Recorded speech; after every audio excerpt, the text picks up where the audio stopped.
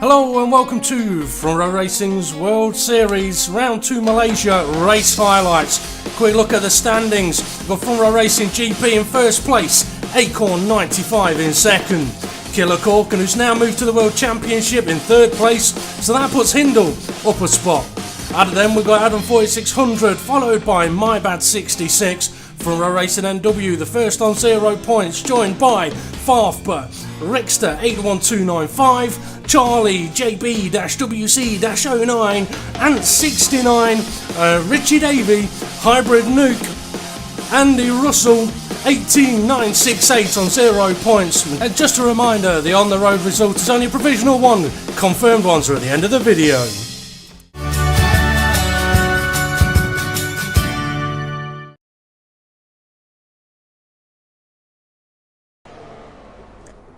But around the corner he's going to go, foot absolutely to the floor, or thumb as far pushed forward as it'll go.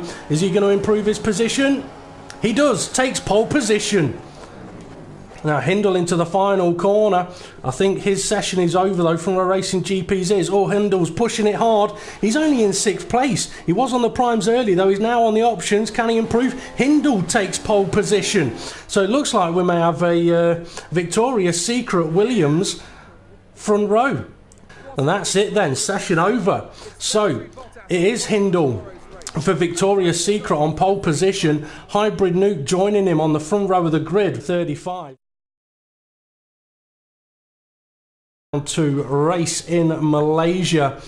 Is it going to be wet? Come on, open up those heavens, pour down on the circuit. No, it's glorious sunshine. So the drivers will be getting ready now, contemplating strategies, perhaps even contemplating their grid orders. Richie Davies going to be in effectively 13th place with that 69 12th. I didn't get to see who's 11th then. And Russell 10th. And we'll just have a quick look at the order. It goes way too quick to really keep up to pace with it. But interesting to see the Williams pairing on the front row of the grid. So the tension's rising. The revs are rising, the lights are on, the lights are out, let's race! So as they all head up towards turn 1, it's going to get very, very busy. As we've got Front Row Racing GP trying to sneak a few places up the inside into turn 1. Hindle's gone very, very wide, but now he's got the inside line for turn 2. I think he may have just been collected a little bit by his teammate. Oh, collected even more by his teammate. He's been spun off the circuit. It says that Hybrid Nuke is in 2nd place. I'm not so sure. I'm wondering whether Hindle's actually got a few connectivity issues there. But Hybrid Nuke, no, he is now in 1st place with Front Row Racing GP in 2nd. Charlie is up to 4th. No, 3rd. It's all getting a bit busy, and now Killer Corkin on his prime tyres is storming through the field. Interesting start for Killer Corkin.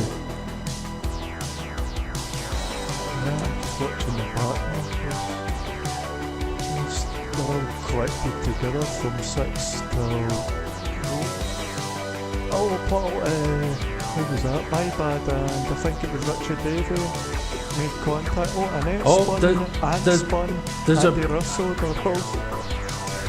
There's a big crash gone off there, I believe. I can't see exactly what has happened, but it does look like a bit of disaster. Hindle's down in 11th place, no front wing. Richie Davey, he's in 10th place. He's in a Force India, but he actually is going to score points for Sauber. He's got his teammate Andy Russell just ahead of him, with Adam 4600 quite far ahead of them. Farfber, he's in 7th place. He's also on the prime tyres by the looks of things. And then we've got 3 battling. Killer Corkin has been dropped down to 6th place with Mr. Biscuit, Rickster, all over the back of his teammate now, having a look up the inside into turn 1. So perhaps Killer Corkin's prime tyres not fully benefiting him yet, but it will help him later on in the race as he's up the inside of Charlie. Charlie trying to carry the speed, but he's all over the back of his teammate. These guys are going to have to be careful. The car's ahead. Now Farfber's got himself up to 5th place, so he's stayed ahead of Adam, and Adam's just lost a position to Richie Davey. but he's not going to give it up easy. He's going to try and attack him back round the outside of turn one. and cuts him off into the corner. Now for Richie, he's not going to have a setup on his car, so he's going to be running medium aeros. He's going to be slow on the straights, but he's going to be fast through the corners. Now Mr. Biscuit, he's down in 9th place. I'm surprised by that, and I think a few of the other drivers will be surprised about that. But not only that, Killer Corkin, I thought he'd disappeared. He's down in 10th place. But Richie Davey, he's now latched onto the back of Adam 4600, who seems to be sliding all over the place. I think his tyres are beginning to really struggle, which means if he wants to go for the pit lane now, it could be difficult because Richie Davey is on the outside of him. And Richie Davey gets the move done then into the final corner, but he's just given Adam 4600 DRS, which means Adam going to have an opportunity to attack into turn 1. But he's going to have to be careful because it looks like his tyres are definitely starting to wear out a little bit. So when it comes to braking, he may giving Richie the chance to look up the inside. But now Richie's on the outside. All about traction at this point now. Richie wiggling a little bit on the curb. He doesn't want to be there, but he's ahead. Adam 4600 looks like he may have carried more speed, with Richie going defensive. Going to make Adam go the long way around. And he's able to do it by the looks of things, but is Richie going to be able to attack back? It's side by side, near enough. No, Adam slightly ahead, manages to keep hold of the position. Interesting. Oh no, he's gone wide, Richie Davies, sneaks past Adam, trying to fight it back, but the position's gone. Look after those tyres, Adam, look after those tyres.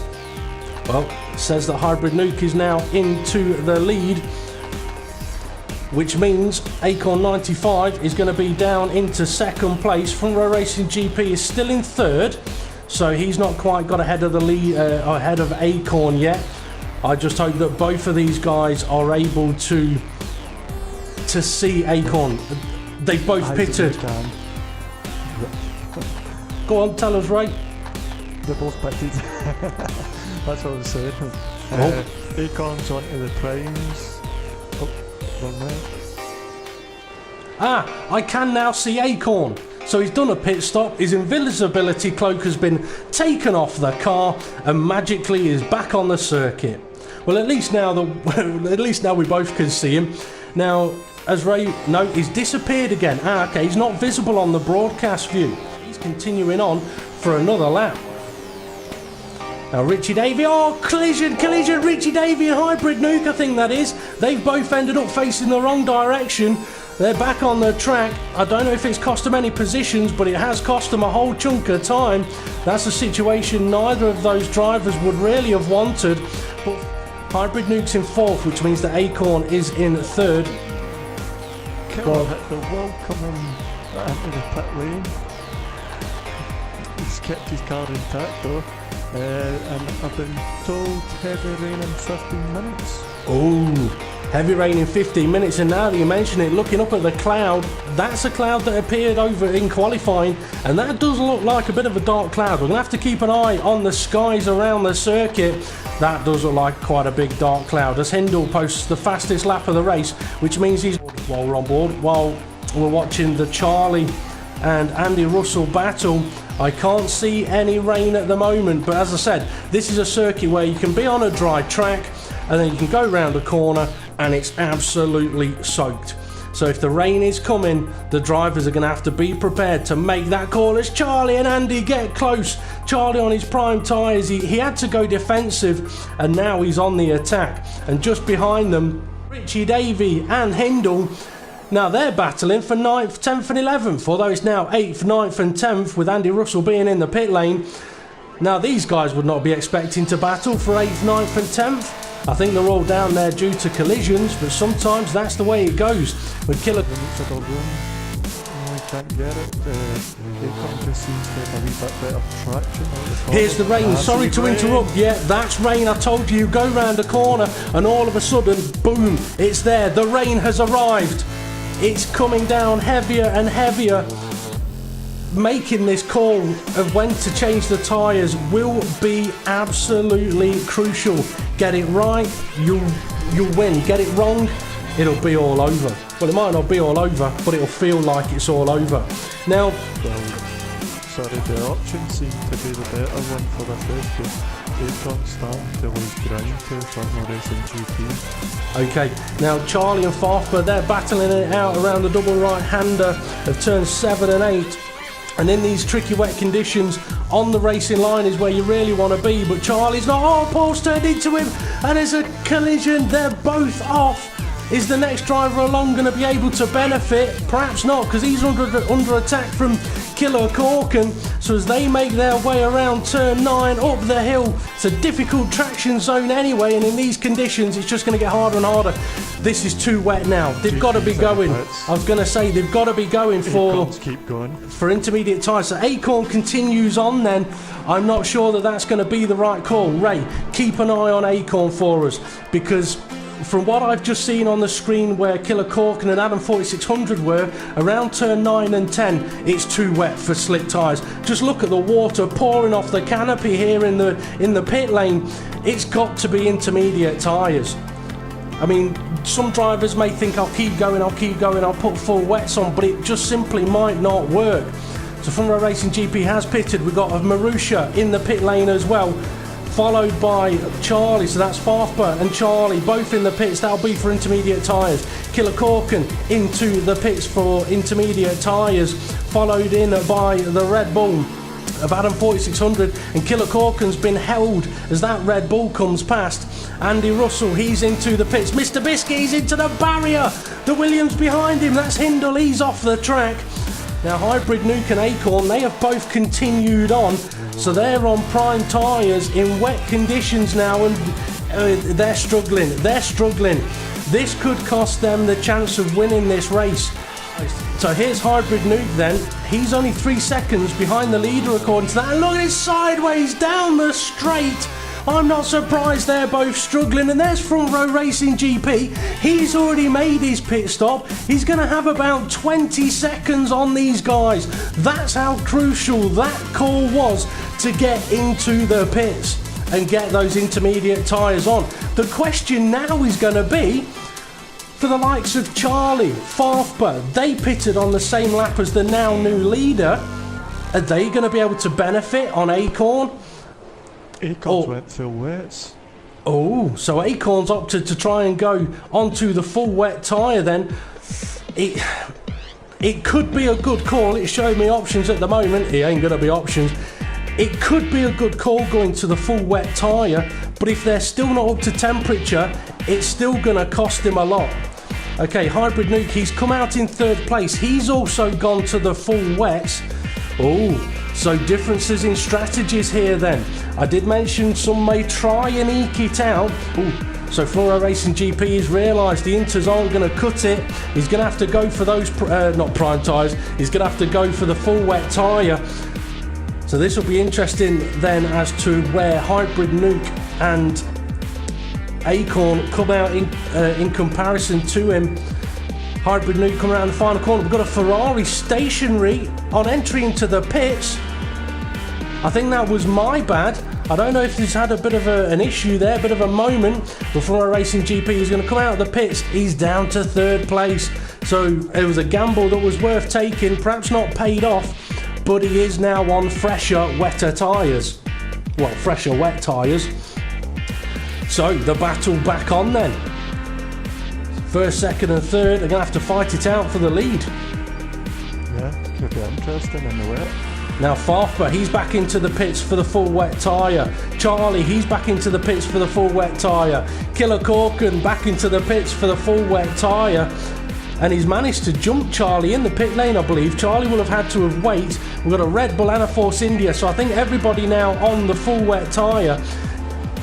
Oh, Adam 4600 and Richie Davey, they're very, very close. DRS will not be available to either driver in these full wet conditions. I tell you what though, this might sound a little bit daft, but in certain parts of the circuit, it's not looking as dull and grey as it seemed to a few minutes ago. I could be wrong, but up around turn 4 and the penultimate corner, I don't know, it just doesn't look as dark.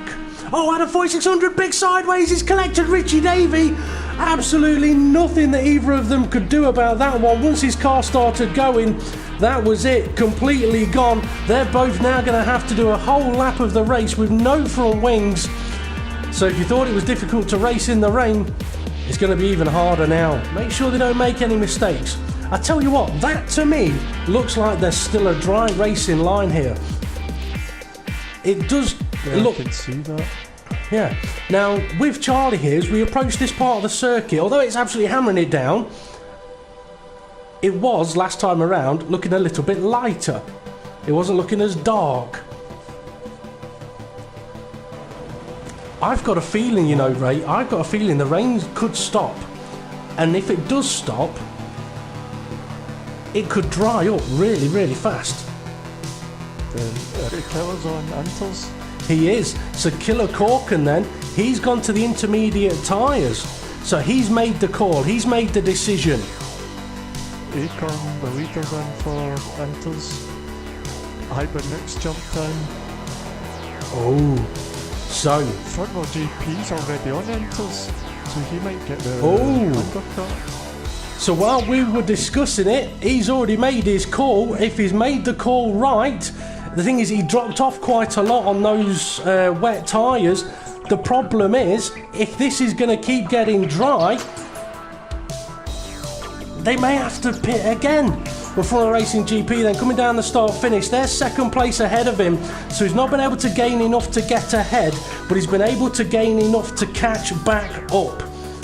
The question now would be, are we going to end up in a situation where the track goes dry and they need the dry tyres? Because it hasn't taken long to go from full wets to intermediates.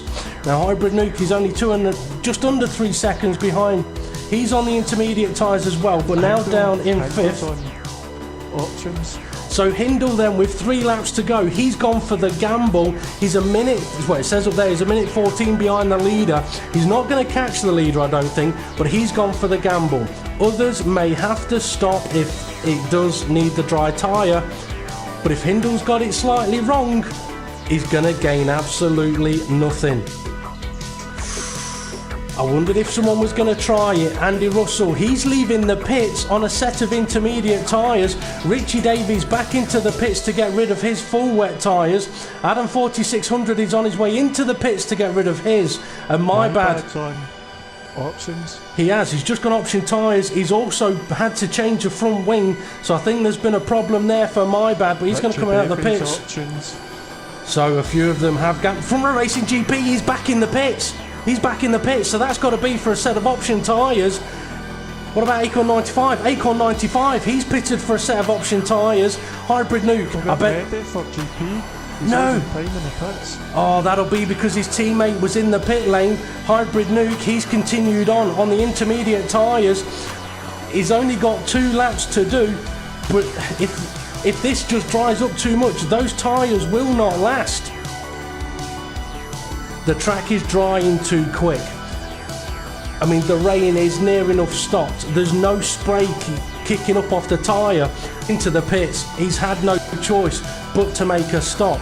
His only perhaps saving grace is that For Racing GP got held up in the pit lane by his crew. So Hybrid Nuke may be able to come out of the pits in second place. Okay, Acorn and Hybrid Nuke, they're approaching the final corner for the final time. Lap 28 of 28 as My Bad moves out of the way. It looks like it is going to be another on-the-road victory for Acorn 95 as he now crosses the line. Hybrid Nuke in second place. Interesting race from those two there. For Racing GP, he's in a third place. Might be pleased with that one, might be a bit gutted about certain parts of the race. But either way, interesting strategic calls throughout. Killer Corkin, he's got himself up to 4th place after an early collision. And he's going to drift it around the final corner and up to the finish line. Oh, good finish for him. Who do we have in 5th? Hindle has got himself into 5th place. So with Farfba having to pit, it has promoted Hindle a position. And quite possibly Hindle made an overtake on the driver in 6th place, which could have been... It was Charlie, and Charlie's going to finish just ahead of Paul, who will take 7th place. And then we've got Richie Davies still to complete a lap. We've completed cars ahead of him that have finished the race, I think. Yeah, because, no, that's my bad. Yes, my bad has finished. So we've got Andy Russell in 8th, Richie Davies in 9th. I don't know whether Andy's going to perhaps give Richie the position. He hasn't had much choice about it, because Andy Russell, who is currently battling a car whose race has finished, Andy Russell is still on the intermediate tyre. And you can see right now why keeping those inters all the way to the end would not have worked. I mean, just look at how dry this track now is. I mean, fair play to him for trying it. It just unfortunately hasn't quite worked. But he gets to do a bit of a side-by-side driving around the final corner for the final time, and it'll be in 9th place for Andy Russell. I think a few people will be pleased that this race is over. Yeah, quite a few. So on the podium then, our race winner, we've only seen him 3 times throughout the race, but Acorn 95 takes victory here in Malaysia, and he's still sat in his car and on the podium at the same time. We've got Hybrid Nuke in 2nd place and Front Row Racing GP in 3rd place. A very, very interesting, very dramatic race there. Thankfully not as many collisions as we saw last week in Australia, but I'm sure there was still a few that we may not have caught. But an interesting race nevertheless. So if we have a look at the old timing screen, it says that Acorn did no stops. Well, we know that that isn't quite true. Hybrid Nuke with 4, GP with 5, Killer Corkin with 5. Hindle is nearly matched the record for the most pit stops. I think it's 9, and Hindle's got 7. He's matched 2nd place for the most pit stops. Well, I've got a feeling there'll be some interesting conversations after that race about a few goings on in there, about the conditions and